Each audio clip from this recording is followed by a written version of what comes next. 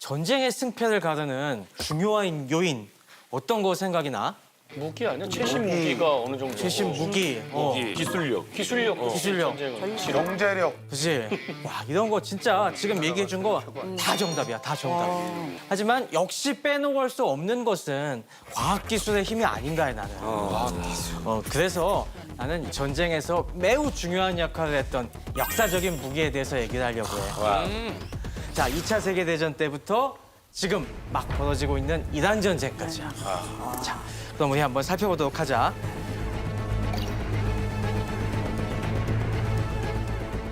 일단 우리 한번 영상 한번 지켜보면서 갈까?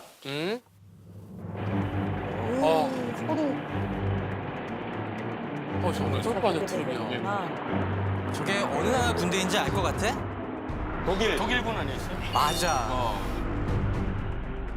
독일이 2차 세계대전이 시작한 다음에 그동안 준비해왔던 강력한 기갑부대에 앞세워서 이 전쟁 준비가 안 돼 있던 다른 국가들을 막 계속 쓸어 넘겼어. 폴란드를 점령하고 그다음 유럽 최강의 육군을 갖고 있던 프랑스까지 한 6주 만에 섬멸을 해버렸어. 그래갖고 이 자신만만해진 히틀러가 그 창끝을 어디로 돌리게 되냐면은 숙적 소련으로 돌리게 돼. 그래서 1941년 드디어 350만 명이나 되는 어마어마한 대군을 이끌고 소련 침공을 개시했지. 이게 유명한 바르바로사 작전이라고 하는 거야. 근데 저런 막강한 저기 전차들도 엄청나지만은 또 하늘에는 폭격기들이 휩쓸면서 쫙 저 광활한 대지를 밀고 가니까 곳곳에서 정말 혼비백산에서 계속 격파가 됐어. 그래갖고 이 기세라고 하면은 몇 달 되지 않아서 모스크바까지 싹 쓸어버리겠다. 역시 승리는 눈앞에 있다라고 자신만만해 있었지. 그런데 이 자신만만한 독일군 앞에 새로운 강적이 등장했어. 그것도 영상으로 준비했어. 무기. 그렇지. 추위지. 뭐 파난다? 탱크? 저 땅을 잘 봐봐. 땅 그러니까. 우와. 지금 방금 땅이 나왔어. 맞아. 바로 저게 소련의 비장의 전차 T-34 전차였어. T-34. 소련이 독일의 이 막강한 전차들을 보면서 빨리 우리도 신형 전차를 개발해야겠다고 해서 준비한 전차였지. 독일은 이런 전차가 있으리라고는 전혀 정보가 없던 상황에서 갑자기 그런 전차들이 눈앞으로 확 밀려드니까 정말 충격을 금치 못했어. 저런 기갑부대에 익숙한 독일군 장군들이 보기에도 저건 괴물이다. 와, 우리 듣도 보도 못한 놈들이 저렇게 뛰쳐나와서 우리를 공격한다. 이 주라기 공원에서 보면은 랩터들 막 달려들어서 확 뛰어드는 거 있지? 그런 걸 상상하면 될 것 같아. 저 당시 저 T-34 전차가 대포도 꽤 좀 컸지? 독일군이 쓰던 대포가 보통 이게 좀 짧은 거였어. 그래서 이거는 전차를 상대한다기보다는 보병을 상대로 쏘는 그런 고폭탄을 주로 쐈고, 근데 T-34는 포신이 긴 만큼 포를 아주 세게 쏠 수 있어, 펀치를. 전차도 잡고 다 잡을 수 있는 거네. 그렇지. 그러나 진짜 중요한 점은 따로 있었어. 뭐지? 저 전차는 2차 세계대전 동안 무려 5만 8천 대가 생산이 됐어. 대박이다. 5만 8천 대면은 정말 어마어마한 것이 전쟁이 거의 4년 정도 벌어졌으니까 하루에 매일 30대 이상을 계속 찍어냈다고 하기 과언이 아니야. 우리가 과학기술이라고 하면은 흔히 저런 무기를 정교하게 만들고 튼튼하게 만드는 이런 것만 생각하는데 사실 또 중요한 것이 생산기술이야. 역시 물량이 중요하지.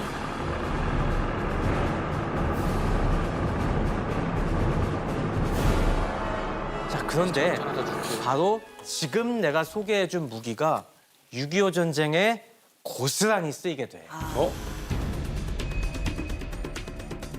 앞서서 우리 용환이가 열심히 우리 한국군이 얼마나 초반에 고전했는지 그 얘기를 했잖아.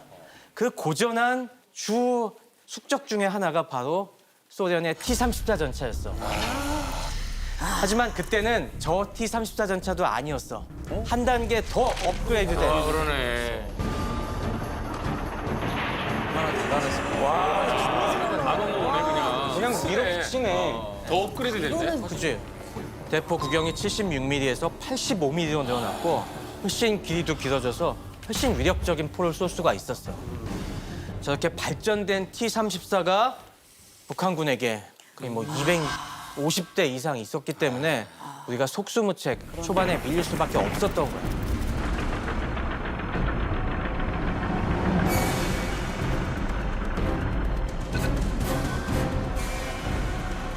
그러다 보니까 미국도 그때 정신을 번쩍 차리면서 미국이 갖고 있던 아주 좋은 무기들을 계속 실어보내기 시작하지. 그래서 한국에 오게 된 게 바로 새로운 전차. 미국이 가진 강력한 전차가 이제 나왔어. 그것도 더 커. 이거 진짜 크다. 드디어 사람이 다 많이 탔어. 그지? 어. 저거는 T-34 확실히 붙어볼 만한 그런 체급이 느껴지지 않아? 있네. 저거는 M26 펄싱 전차라고 하는 거야. 번호가 다르네. 그치? 와, 포 긴 거 봐. 맞아. 자, 저런 M26 펄싱 전차가 들어오기 시작하면서 드디어 6.25 전쟁에서도 드디어 새로운 전기가 연하기 시작을 했어. 낙동강 전선의 전투에서 바로 저 전차에 기대 갖고 우리도 싸워보자 하고 버티기 시작한 거야.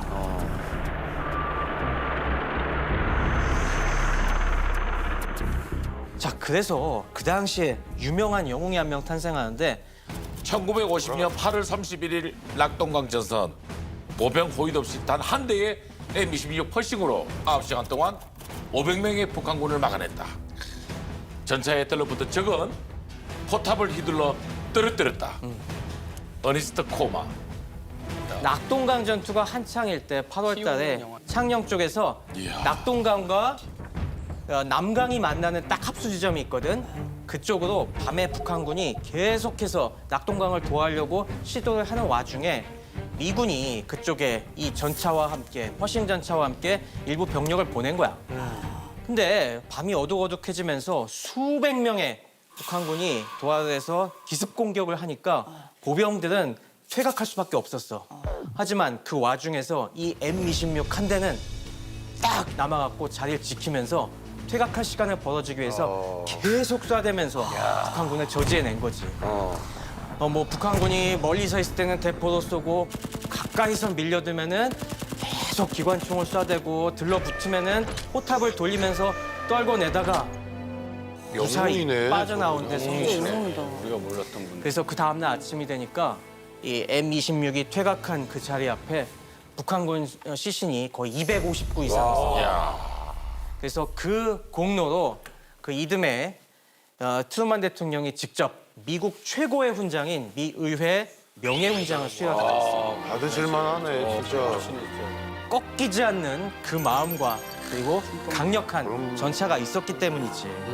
그래서 이때부터는 우리 국군도 T-34에 대한 공포를 이제 떨쳐버리기 시작했어. 중간중간에 계속 격파가 돼서 그냥 우리가 손쉽게 서울까지 탈환할 수가 있었어. 하지만은 이 당시에 우리가 6.25 전쟁 때 엄청난 저 T-34에 대한 트라우마를 갖고 있었기 때문에 지금까지도 우리 대한민국 국군은 저런 기갑전력에 아주 목숨을 걸고 있어. 그래서 그 흔적을 우리가 볼 수 있는 것이 서울 북쪽 근교 나갈 때 보면은 경기도나 강원도 쪽에 교회로 나가다 보면은 길가에 큰 콘크리트 더미가 있지 않아? 그렇지? 그게 뭐냐면은 유사시에 그걸 터트려서 들어가지고 길을 막고 적 전차의 남진을 막으려고 하는 방벽이야. 그치? 다시 시대는 계속 흘러가면서 점점 더 무기 경쟁은 치열해져.